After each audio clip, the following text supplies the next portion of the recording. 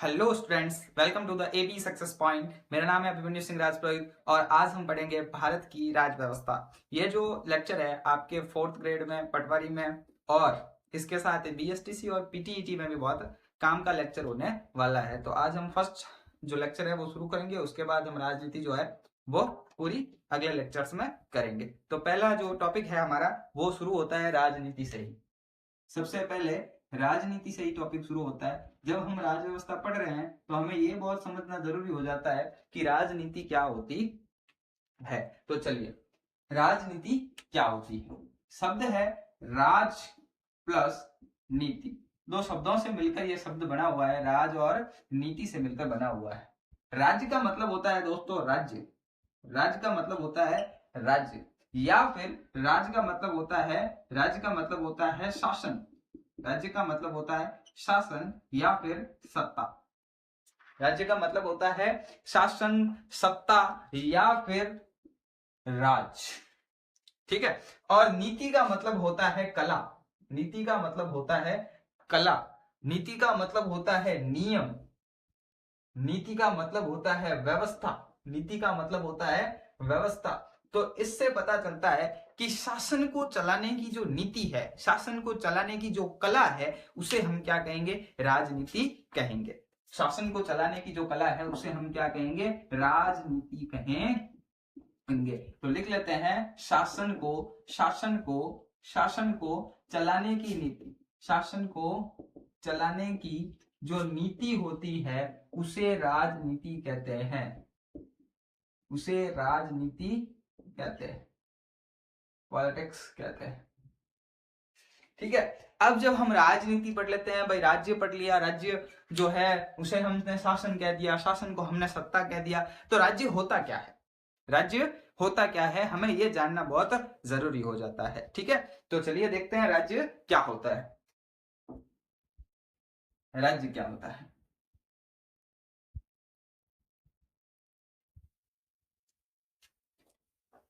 राज्य की बात कर लेते हैं दोस्तों।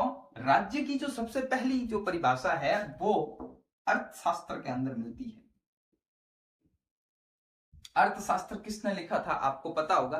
अर्थशास्त्र जो है वो हमारे चाचा जो है, किसके चाचा है भाई? किसी के चाचा नहीं है, कौटिल्य नाम का बंदा है, जिसको और क्या नाम कहा जाता है? इसको चाणक्य नाम से और पुकारा जाता है। चंद्रगुप्त मौर्य का ये प्रधानमंत्री है, ऐसा कह सकते हैं। चंद्रगुप्त मौर्य का ये गुरु है। इसने एक किताब लिखी है अर्थशास्त्र। उस अर्थशास्त्र नाम की किताब ने उसने सबसे पहले राज्य को परिभाषित किया है। किसने परिभाषित किया राज्य को? कौटिल्य ने परिभाषित किया है। दूसरा नाम क्या है इसका? चाणक्य है। किसने परिभाषित किया है? अर्थशास्त्र के अंदर परिभाषित किया है, जो इसने चंद्रगुप्त मौर्य के शासनकाल में लिखा था। चंद्रगुप्त मौर्य का ये प्रधानमंत्री है। चंद्रगुप्त मौर्य का क्या है ये? चंद्रगुप्त मौर्य का ये प्रधानमंत्री है और चंद्रगुप्त मौर्य का ये गुरु भी है। ठीक है, तो चंद्रगुप्त के गुरु भी रहे हैं। चाणक्य जो है, कौटिल्य जो है, उन्होंने सबसे पहले राज्य की परिभाषा दी थी और उन्होंने कहा कि राज्य क्या होता है? राज्य जिसका अपना भूभाग हो, राज्य जिसका अपना भूभाग हो, राज्य जिसका राजा हो। उसने कहा भूभाग हो, राजा हो, जनसंख्या हो, लोग रहते हो, उसकी सेना हो, जनसंख्या हो, सेना हो, और अर्थशास्त्र के अंदर कौटिल्य ने कहा है कि भूभाग होना चाहिए, राजा होना चाहिए, जनसंख्या होनी चाहिए, सेना होनी चाहिए और अमात्य नाम का एक बंदा होना चाहिए। अमात्य का मतलब होता है मंत्री। मंत्री को उस समय में क्या बोला जाता था? अमात्य बोला जाता था। और ये भाई साहब कहते हैं कि एक मित्र भी होना चाहिए। क्या होना चाहिए? एक मित्र भी होना चाहिए और एक दुर्ग होना चाहिए। क्या होना चाहिए? दुर्ग होना चाहिए। तो कितने बिंदु हो गए? बिंदु हो गए आपके 1 2 3 4 5 6 और 7। कौटिल्य ने 7 बिंदु राज्य के रूप में परिभाषित किए हैं, इसलिए इसे इसका सप्तांग सिद्धांत कहा जाता है। राज्य का सप्तांग सिद्धांत जो है वो कहा जाता है। ठीक है, तो क्या होता है? कौटिल्य कहता है कि राज्य के लिए क्या होना चाहिए, भूभाग होना चाहिए, मतलब जमीन होनी चाहिए। अगर जमीन नहीं होगी तो उसका कोई राजा नहीं होगा। अब जब जमीन होगी तो उस जमीन को चलाने के लिए, रूल करने के लिए, टैक्स लेने के लिए कौन आदमी चाहिए, राजा जो है वो होना चाहिए। राजा नाम का एक बंदा होना चाहिए। अब राजा किस पे शासन करेगा, जनसंख्या पे शासन करेगा। मान लो जमीन है, राजा बना लिया एक बंदा, अपने आप को खुद ही राजा कह रहा है, उसका परिवार रह रहा है, लेकिन वहां पे जनसंख्या नहीं रह रही। अगर जनसंख्या नहीं रह रही है तो फिर राजा जो है वो किसी काम का नहीं है। भाई मैं अपने आप के अपने घर में बोल दूं अपने आपको कि मैं राजा हूं, मैं किस बात का राजा हूं, जब जनसंख्या नहीं मेरे पास, जब लोग नहीं, जब टैक्स देने वाला कोई नहीं, जब कोई मुझे राजा मानता ही नहीं, मैं किस बात का राजा हो गया। तो क्या होनी चाहिए, जनसंख्या नाम की कोई चीज होनी चाहिए, लोग रहने चाहिए भाई, बिना लोगों के तो राजा बनाया नहीं जा सकता, तो लोग रहने चाहिए। फिर कहता है कि राजा के पास सेना होनी चाहिए। अगर सेना नहीं है तो फिर राजा क्या करेगा, लड़ाई हो जाए, मान लो कोई दूसरा बंदा आके अटैक कर ले, तो सेना ही नहीं है, फिर क्या करेंगे। राजा के पास अमात्य होने चाहिए, मंत्री होने चाहिए, ताकि वो राजा को परामर्श दे सके कि किस प्रकार राज्य को चलाना है। राजा के पास दुर्ग होना चाहिए, किला होना चाहिए राजा की सेफ्टी के लिए, और मित्र होना चाहिए। मित्र का क्या काम है भाई, मित्र वाली बात क्या काम, मित्र का मतलब होता है दोस्त। ऐसी बात है कि एक बंदा है, एक जमीन ले रखी है उसने, उस जमीन को ऑक्यूपाई किया, वहां पे 100-150 लोग रहते हैं, उसने अपने आप को राजा घोषित कर दिया, एक किला बना दिया, और वो जो 100-150 लोग रहते हैं उन्होंने उसको अपना राजा मान लिया।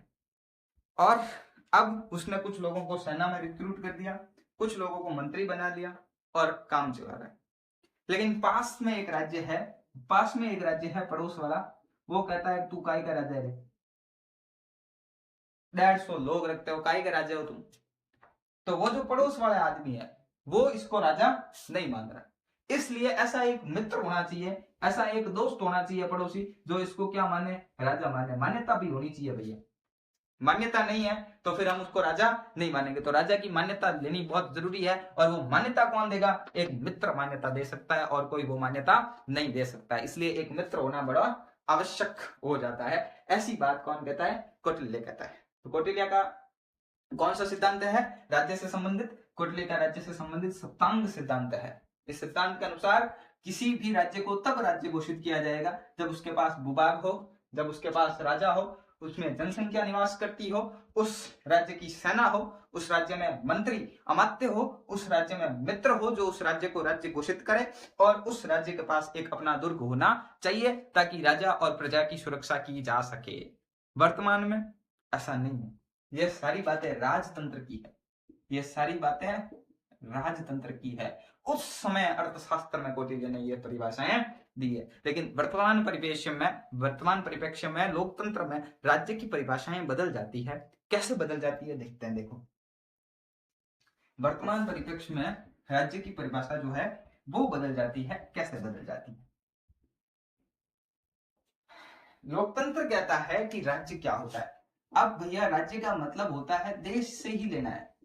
कौटिल्य के समय देश को राज्य कहा जाता था, हमारे समय में देश को कंट्री देश कहा जाता है, उसके भागों को राज्य कहा जाता है। उस टाइम ये जो भाग होते थे उसको कुछ अलग नाम से बोल दिया जाता था, मनसबदारी प्रथाएं वगैरह होती थी। तो वर्तमान समय में राज्य क्या होता है, देखिए वर्तमान समय में राज्य के 4 अंग होते हैं। वर्तमान समय में राज्य के 4 अंग, पहला अंग है भूभाग, दूसरा है आपका जनसंख्या, यह मुख्य कारक है, तीसरा है आपका सरकार, और चौथा है आपका संप्रभुता। क्या है, संप्रभुता। भूभाग का मतलब है कि अपने रिसोर्सेस, अपनी जमीन हो, पर्वत अपने हो, नदियां अपनी हो, ठीक है, जो भी चीजें हैं, जितने भी प्राकृतिक रिसोर्सेस हैं वो सारे अपने पास मौजूद हो। जनसंख्या, जनसंख्या का मतलब है जो भूभाग हमारे पास है, जमीन है, पर्वत है, नदियां हैं, उनपे रहने वाले लोग भी होने चाहिए। अगर लोग है ही नहीं, एक आदमी बहुत सारी जमीन को ऑक्यूपाई कर रहा है और वो अपने आप को राजा घोषित कर रहा है, अपने आप को उस एरिया को देश घोषित कर रहा है, तो वो देश नहीं माना जाएगा, क्योंकि वहां पे निवास करने वाले लोग मौजूद नहीं है। कोई भी चीज, कोई भी देश, कोई भी राज्य वहां रहने वाले लोगों से बनता है, वरना राज्य नहीं बनाया जा सकता। अगला है सरकार। जब एक जनसंख्या रहती है, बहुत बड़ी मात्रा में लोग रहते हैं, बड़ी मात्रा में रिसोर्सेस हैं, बड़ी मात्रा में जमीन है, तो उसको चलाने के लिए क्या चाहिए? सरकार चाहिए। तो चलाने के लिए एक मीडियम जो है होना चाहिए, सरकार होनी चाहिए। फिर है संप्रभुता। संप्रभुता का मतलब होता है स्वतंत्रता। संप्रभुता का मतलब होता है स्वतंत्रता, अपनी स्वायत्तता।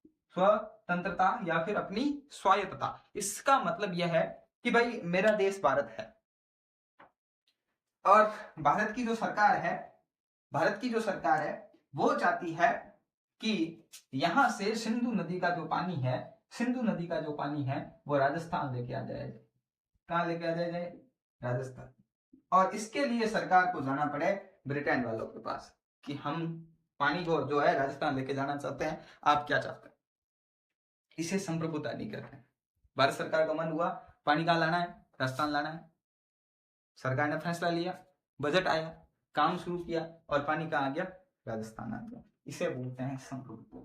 तो राज्य के पास संप्रभुता होनी अत्यंत आवश्यक हो जाती है। चलिए आज के लेक्चर में इतना ही पढ़ेंगे, आगे हम दूसरे लेक्चर में और बातें करेंगे। Thank you.